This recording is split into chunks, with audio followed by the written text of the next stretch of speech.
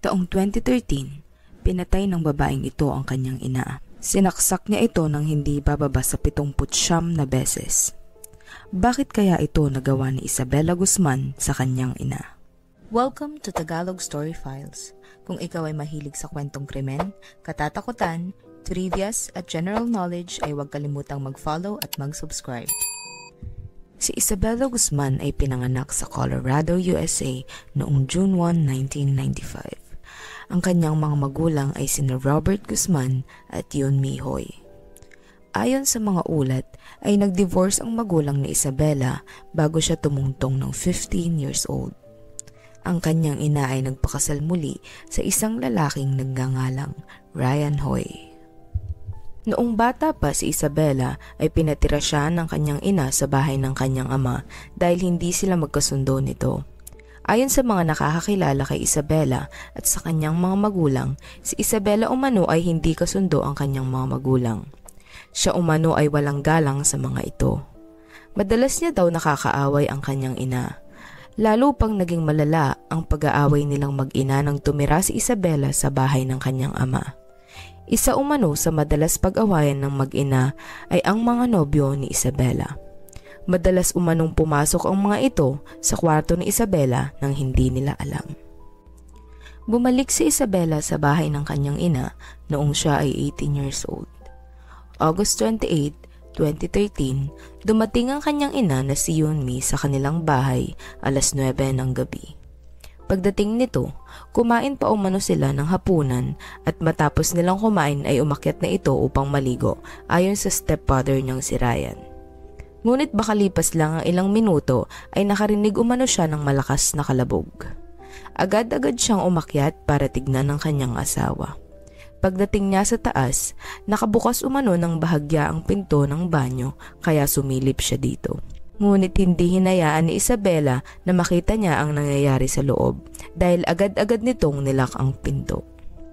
Tumawag sa 911 ang stepfather ni Isabela na si Ryan Moy. Sinabi niya sa otoridad na si Isabela at ang kanyang ina ay nasa loob ng banyo. Aniya, may lumabas na mga dugo sa pintuan ng banyo. Ngunit siya ay hindi makapasok dahil nakalak ang pinto nito. Habang nakikipag-usap siya sa 911, pinilit niyang makapasok sa banyo. Pagbukas nito ay bumungad sa kanya ang dugoang katawan ng kanyang asawa. Habang si Isabela ay nakatayo lamang.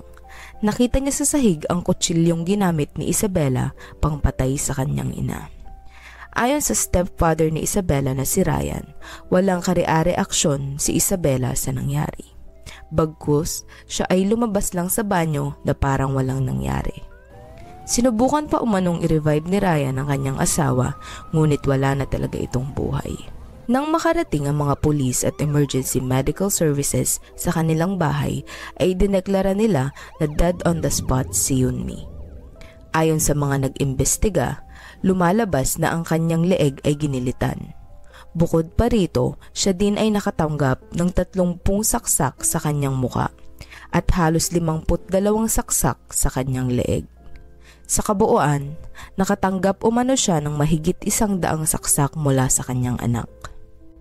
Matapos ang investigasyon, nalaman ng otoridad na hindi iyon ng unang beses na nag-report si Ryan sa kanila tungkol sa pag-atake ni Isabela sa kanyang ina.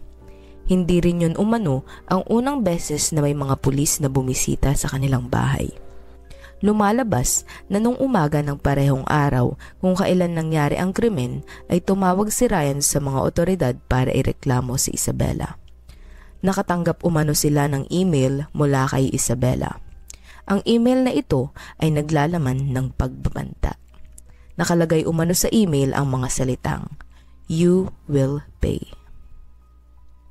Pagkatapos umanong makita ng otoridad ang email ni Isabela kay Yunmi at Ryan, ay sinabihan nila ang mga ito na pwede nilang palayasin si Isabela sa kanilang bahay dahil ito umano ay nasa wastong edad na.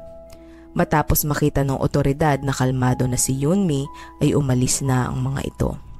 Nang makaalis ang mga ito, tinawagan ni Yunmi ang ama ni Isabela na si Robert para ipaalam ang nangyari.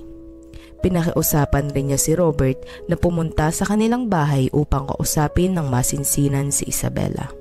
Dumating si Robert. Kinausap umano niya si Isabela at sinabihan na kailangan niyang irespeto ang kanyang ina at sumunod rito dahil ito ay makakabuti sa kanya. Matapos ang pag-uusap nila ay umalis na si Robert dahil akala niya ay okay na ang lahat. Pero ang hindi niya alam ay 3 oras lang makalipas ang pag-uusap nilang mag-ama ay papatayin na pala nito ang kanyang ina. August 29, 11 a.m. Natagpuan ng mga pulis si Isabela matapos ang ilang araw ng paghahanap.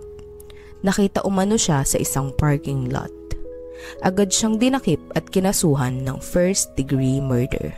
Noong June 2014, nag-plead si Isabela ng not guilty by reason of insanity.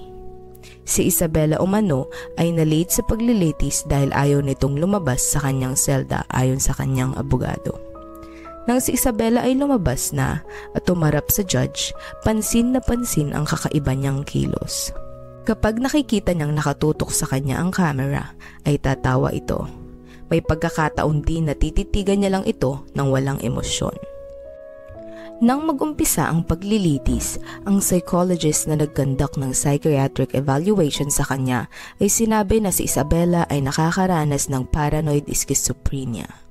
Aniya, sa kanyang obserbasyon sa dalaga, marami siyang nakita na senyales tulad ng pagtitig nito sa isang bagay ng napakatagal. Nagsasarita rin umano ito mag-isa na tila may kausap kahit wala namang itong kasama at tumatawa rin ito mag-isa. Ayon sa psychologist, si Isabela ay nakakaranas ng visual at auditory hallucinations at paranoia. Nang kausapin umano ng psychologist si Isabela, sinabi nito na hindi niya alam na ang kanyang sinasaksak ay ang kanyang ina. Ayon kay Isabela, ang totoong ina umano niya ay nagngangalang Cecilia. Kailangan niya umanong patayin si Yunmi para iligtas ang buong mundo. Nang marinig ng prosecutor ang pahayag ng psychologist na tumingin kay Isabela, ay sumang-ayon sila at tinanggap ang not guilty plea ng kampo nito. Kaya't sa halip na sa kulungan ng bagsak na Isabela, ay nilipat ito sa Colorado State Mental Hospital at doon siya nanatili ng mahabang panahon hanggang siya ay gumaling. Bago matapos ang 2020, matapos niyang manatili ng 7 taon sa mental hospital, ang 25-year-old na si Isabela at ang kanyang kampo ay nagpetisyon upang siya ay makalabas. Sa isang video ay inilahad niya ang kanyang karanasan. Nakaranas umano siya ng verbal at physical abuse na nagsimula nung tumiwalag siya sa relihiyon ng kanyang pamilya na Jehovah's Witnesses. Ayon sa kanya, nagalit ang kanyang ina sa pagtiwalag niya sa kanilang relihiyon. Doon umano nagsimula ang tensyon sa pagitan nilang dalawa. Nagsimula umano ito sa sigawan at dumating pa umano sa punto na dinuraan niya ang kanyang ina sa muka. Pagkatapos nito, doon na nagsimula na magkasakitan sila physically. Walang linaw kung lahat ng akusasyon ni Isabela laban sa kanyang ina ay totoo ba o hindi, dahil walang ibang magpapatunay kundi siya lang. Marami ang nagsasabi na posibleng dahil sa kanyang sakit kaya niya naiisip ang mga ito. Sinabi rin niya sa video na siya umano ay magaling na. Hindi na umano siya magiging banta sa kanyang sarili at maging sa ibang tao. Idinagdag niya rin na may isang lalaking empleyado ang Colorado State Mental Hospital na paulit-ulit na umabuso sa kanya simula nang pumasok siya rito. At nagtamo siya ng injury sa kamay dahil dito. Ayon kay Isabela, unang beses na ito'y nangyari nang pinapasok umano siya ng lalaking empleyado sa isang closet upang mamili ng damit. At nang siya ay makapasok, agad umano siyang sinunggaban nito patalikod at siya ay hinalay. Paulit-ulit umano itong nangyari. Nang siya ay tanungin kung bakit hindi siya agad nagsumbong, sinabi niya na baka pag nagsalita siya ay hindi siya paniwalaan. Baka idahilan umano ng empleyado na gawa lang ito ng kanyang hallucinations. At natakot din siya na baka sabihin ng empleyado na hindi nagbabago ang kanyang kondisyon at mas lalo pang mapatagal ang pananatili niya sa mental hospital. Noong June 2021, na-publish sa CBS Report ang update tungkol kay Isabela. Siya ay pinayagan ng makalabas ng judge mula sa mental hospital upang maisagawa ang mga group therapy at iba pang klase ng therapy na makakatulong sa kanyang tuloy-tuloy na paggaling. Ipinag-utos din ng judge na kailangan niya magsuot ng GPS tracker sa lahat ng oras. Nasabi din ni Isabela na kung maari niya lang baguhin ang mga nangyari noon ay babaguhin niya ito. Ikaw, anong masasabi mo sa kwento ni Isabela Guzman? Comment down below.